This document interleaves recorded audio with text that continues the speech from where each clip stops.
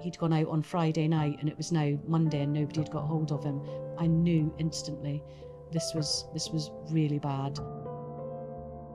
It's certainly not getting any easier as time goes on.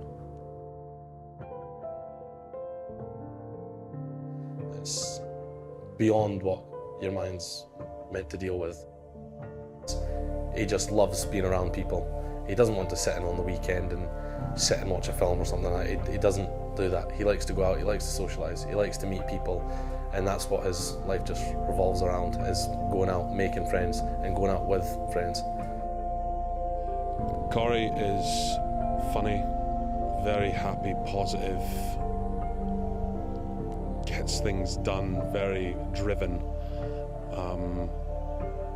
had cared deeply about his friends and family. He was very passionate, he cared a lot. Sometimes you'd say too much.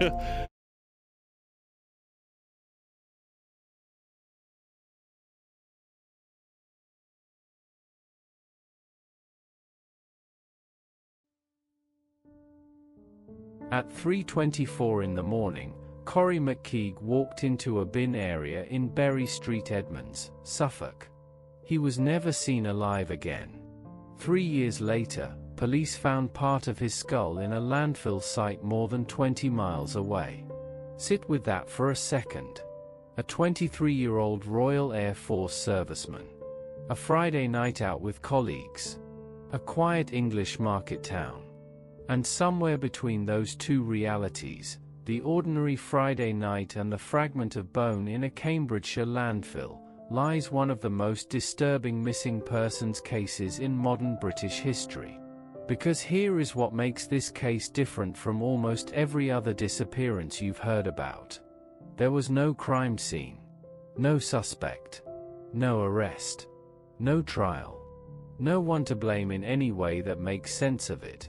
There was only a CCTV camera, a refuse lorry, a phone signal tracking southeast out of a sleeping town, and a question that would take investigators years to fully answer. But before we get to any of that, you need to know something else. Police checked every camera covering every exit route from the area where Corrie was last seen. He never appeared on a single one. Not one camera. Not one street. Not one angle. In a town covered in CCTV, Corrie McKeague walked into a small enclosed space and vanished. This is his story. Stay with me. Corrie McKeague grew up in Dunfermline, Fife, a Scottish town that sits between Edinburgh and the Firth of Forth, known for its abbey ruins and its fierce community spirit. He was, by every account from everyone who knew him, exactly the kind of person who makes a room feel better. Warm. Genuinely funny. The friend who remembered your details. Not the loudest person at the table, the one everyone was glad was there. He joined the Royal Air Force and found, in that structured and demanding world, a life that suited him. By September 2016, aged 23, he had risen to leading aircraftman and was serving as a gunner at RAF Honington, a base set in the flat Suffolk farmland about 11 miles outside Bury St Edmunds. His colleagues liked him. His career was moving forward. And beyond the base, things were moving forward too. His girlfriend, April Oliver, was pregnant. They were expecting their first child. Plans being made. A future taking shape. Then came Friday, the 23rd of September, 2016. Corrie and a group of colleagues drove into Bury St Edmunds for a night out. Nothing unusual about that. Young men in their 20s, Friday evening, a market town. Every camera in the town centre would later confirm it. Corrie was in good spirits. Nothing wrong. Nothing to indicate that in a few hours he would be gone. But he would be. And the investigation into how, and the years it took to reach any kind of answer, is what you're here for. Let's go back to that night. Bury St Edmunds after midnight is quiet. Not dangerous quiet. Not eerie quiet.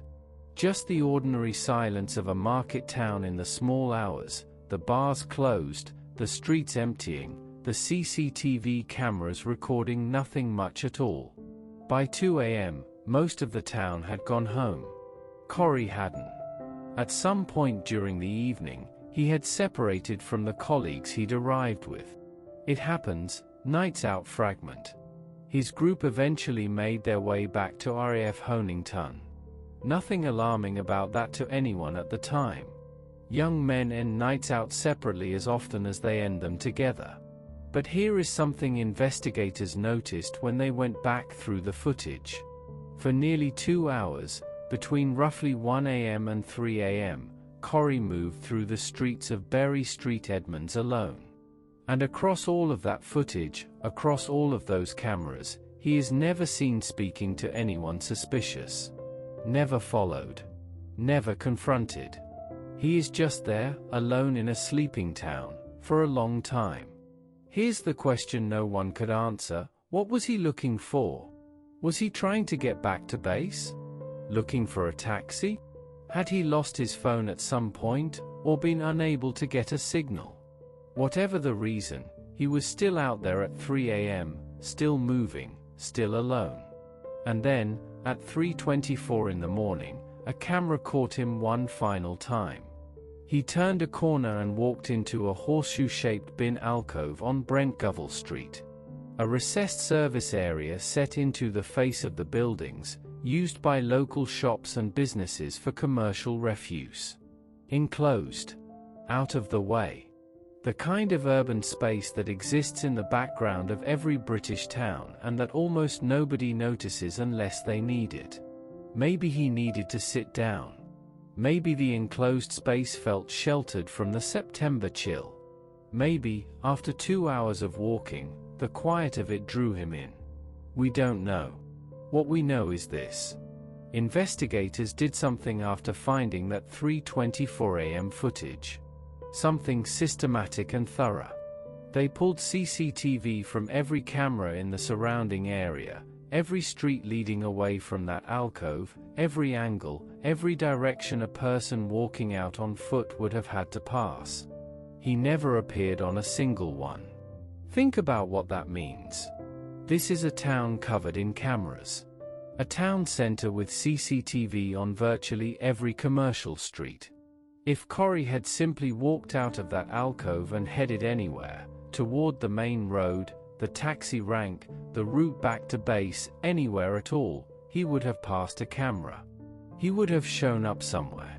He showed up nowhere. He walked in. He did not walk out. And investigators were left staring at footage of an empty street, trying to answer a question that had no obvious answer. Until they looked at what had moved through Brentgovell Street in the hours that followed. In the early hours of Saturday morning, a refuse lorry made its commercial rounds through Bury St Edmunds. Routine. Invisible.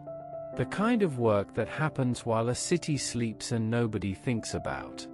The lorry's route included the Brentgovell Street area. At first, this detail sat in the investigation like hundreds of other background facts, logged, noted, moved past. Because in a missing persons case, everything gets logged. Most of it leads nowhere. But then investigators looked at Corrie's phone. His mobile had been active all Friday evening, pinging cell towers across the town exactly as you'd expect from a young man on a night out. Steady, consistent, normal. And then it changed. In the hours after his last CCTV sighting, his phone didn't stay in Bury St Edmunds. It moved. Southeast out of the town. Onto the road network. In the direction of Barton Mills. Moving at a speed that did not match a person walking. It matched a vehicle. Police cross-referenced the movement with the refuse lorry's route out of the town. They matched. Now stop there. Because this is the moment the investigation shifted. Up to this point, police had been working a standard missing persons case. But a phone signal tracking the exact route of a refuse lorry, hours after the lorry passed through the last area where Corrie was seen, was not background noise. That was a direct line connecting two things that had no other obvious connection. And here is the micro-mystery that nobody could fully resolve. Why did Corrie's phone stop exactly where it did? Not in Bury St Edmunds. Not at RAF Honington. Not anywhere Corrie might have ended up on a normal night. The signal traced southeast along the A road network and then, at the point consistent with the lorry's onward route toward Cambridgeshire, went silent. Permanently. No more pings. No more data. Nothing ever again. The phone of a 23-year-old who had been contactable all evening. Gone. At the exact point on the exact route where, if someone were in the back of that lorry and had been rendered unconscious or worse, you would expect a phone to stop registering. That should have been impossible to explain away. But there was still something else. Something that, when investigators pulled it, made the entire picture even harder to dismiss. Refuse lorries pass across weighbridge as part of standard waste management. The machine records the weight of the load. Routine data.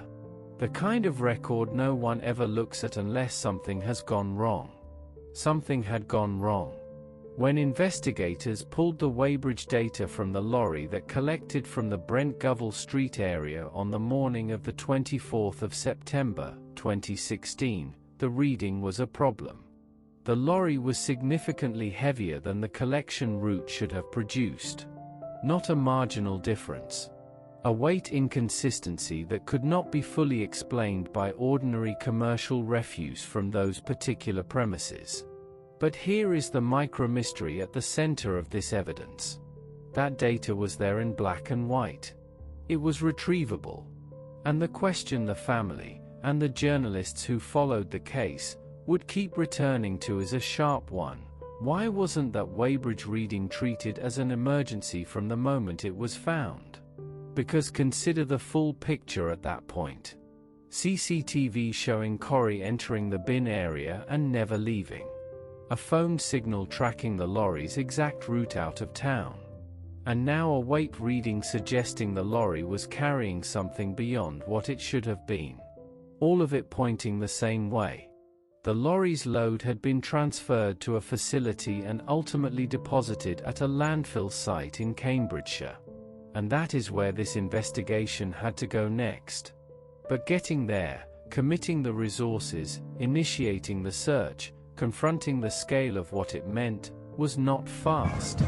And the woman who refused to let that speed be accepted as normal was about to become the most important person in this case. To arrange to meet Nicola someone, Urquhart and is Corrie without the McKeague's device, mother. can the And police if you want to access understand information this from case, popular not just dating what happened apps? to Corrie, There's quite a but lot of why it took information as we long can- as it did to find any answers, you need to understand her. From the moment her son was reported missing, Nicola was not waiting to be told things. She was reading documents, identifying inconsistencies, and asking specific questions in public, in press conferences, in media interviews, on social media, because she understood something that families in this position often have to learn the hard way. Missing persons cases slow down. The media moves on. The public moves on. And without sustained, organized, visible pressure, investigations have a way of becoming lower priorities. She refused to let that happen. She was, at various points, sharply critical of the Suffolk police investigation. Not in general terms. Specifically, she questioned whether the bin lorry angle had been prioritized quickly enough in the earliest days, when the evidence pointing toward it was already available. She questioned the pace at which the landfill search was initiated. She raised specific concerns about the family's communication with investigators during key phases of the case. Those criticisms were taken seriously by legal observers and journalists who followed the case closely. Several of her concerns were acknowledged, in various forms, as the investigation progressed. Here is why that matters. Landfill sites don't wait. Every day that passes after the relevant waste has been deposited, the material compresses further, mixes further, sinks deeper. An earlier search means more material recoverable. A later search means less. The family knew that. And Nicola asked, repeatedly and publicly, whether the investigation had moved with the urgency the evidence demanded. She did all of this while her son was still officially missing. While the answer to whether he was alive had not yet been given. While every day began and ended with the same unbearable absence. And while something else was happening in parallel. In the spring of 2017, 6 months after Corrie disappeared, while the search was still ongoing, April Oliver gave birth to their daughter. A girl. Named Ella Louise McKeague. Her father had been gone for 6 months. He would never know she existed. And then, 2 years after that, the landfill finally gave up what the evidence had always said it was holding. In 2019, investigators at the Cambridgeshire landfill site recovered a fragment of human bone. A partial skull. DNA testing was conducted. It was Corrie McKeague. There is a particular cruelty in that kind of confirmation. Because it resolves the question, the fundamental question of whether he was alive, while resolving almost nothing else. There was no arrest. No prosecution. No sentence. No one held to account in any way that provides what most people mean when they use the word justice. There was only the fact, finally and irrefutably, that a 23-year-old serviceman's remains were in a Cambridgeshire landfill. That every piece of evidence, the CCTV, the phone signal, the weighbridge, the route, had been pointing somewhere real. And that what the evidence said had happened, in all probability, had happened. Corrie fell asleep or lost consciousness in that bin alcove in the early hours of the 24th of September, 2016. He was intoxicated. The enclosed space would have offered some shelter from the September air. And the refuse lorry, arriving to collect from that area in the hours before dawn, took him. No one on that lorry knew. There was no alert. No sound that anyone reported hearing. Or if there was, no one understood what it meant. That is perhaps the most disturbing micro-mystery in the entire case. The mechanism by which Corrie McKeague died was not invisible. 15 minutes later, he got up and walked into a refuse collection area behind the shops. It was captured on data trails. And yet no one stopped it. The indifference was not malicious. It was simply the indifference of systems and routines and machinery that move through the dark without anyone looking closely enough. That is, in some ways, harder to accept than deliberate cruelty. There is no target for the grief. No face to put on the loss. Just a bin area, a lorry, a route out of town, and a phone signal fading to silence on the A11 in the early morning dark. Even with the remains confirmed, certain questions have never received satisfactory answers. Why wasn't the bin lorry angle pursued as an emergency in the earliest days? The phone data showing movement along the lorry's route was available early in the investigation. The CCTV showing Corrie entering the bin area and never leaving was available early. Nicola Urquhart has asked, consistently and specifically, whether acting on that evidence faster, launching a properly resourced landfill search earlier, might have found more of her son. Whether more of him could have been brought home. Those questions have not been fully answered. And then there is this. The question that sits at the very center of the case and that no amount of forensic evidence can resolve. What was Corrie thinking for those 2 hours he spent alone in a sleeping town? Was he trying to get home and couldn't find a way? Was he looking for somewhere to sleep? Did he choose that alcove deliberately or stumble into it by chance? Was he afraid, or just drunk, or just exhausted, or all three? We don't know. We will never know. Those final hours exist only inside his experience, and they died with him. What we do know is what every camera in Bury St Edmunds confirmed. A young man, connected, alive, present, walked into a small enclosed space at 3:24 in the morning. And in a town covered in cameras, on streets surveilled from every angle, Corrie McKeague vanished. Not despite the cameras. Inside them. In full sight of the infrastructure designed to see everything, and still, completely, gone. That image doesn't leave you. His daughter, Ella Louise McKeague, is growing up now. There are photographs of her father for her to find. An RAF serviceman in uniform. A young man with a broad smile. 23 years old, his whole life in front of him, on a Friday night in a Suffolk town. His mother Nicola Urquhart is still asking questions. Still pushing. Still refusing to let the unanswered parts of this case settle quietly into the record. And the case itself, the Corrie McKeague case, has prompted genuine, serious conversations in Britain about commercial bin areas in town centres. Whether they should be secured or alarmed. Whether refuse vehicles should have systems that can detect unexpected weight before collection begins. Conversations that, if they lead to change, might mean another family never has to go through this. That matters. Even if it can't undo what happened to him. Corrie McKeague was 23 years old. He was a son, a serviceman, a father who never got to be one. He walked into a bin area in Bury St Edmunds at 3:24 in the morning. Every camera in that town was watching. And he never walked out. His name was Corrie McKeague. Remember it.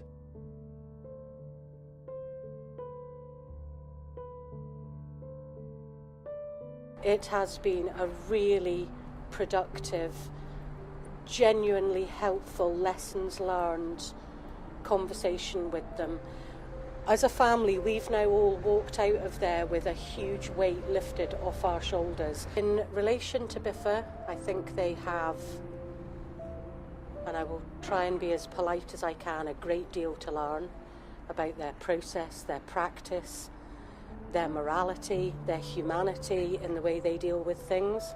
Other than that, I'm not going to say too much more just now. We do need to reflect on how badly they have affected this investigation and what they have put us through as a family because of that. And I would like to make so sure that this never happens to another family again.